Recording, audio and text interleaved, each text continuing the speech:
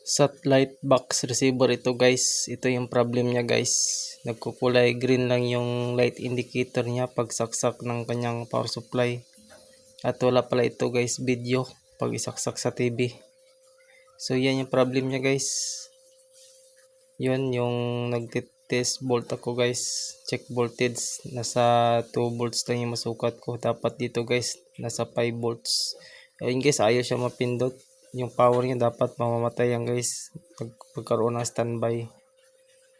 At ayun guys, ito yung may problem guys, yung IC na to, yung 6 yung paa niya or 6 pins. Bali dito kumukuha yan guys ng 5 volts papuntang coil at supply dito sa kanyang pinaka IC or system niya. Yung guys, natanggal ko na guys at ito yung gamitin natin guys, yung itong module, yung step down. Kuha tayo dun ng 12 volts sa kanyang power supply at ito guys, jump lang natin ito guys yung linya. Ayan. Para lalabas yung 5 volts. Ayun guys, na-inject ko na guys yung 5 volts dun sa coil. At ayun guys, napansin nyo nagka-standby red na siya.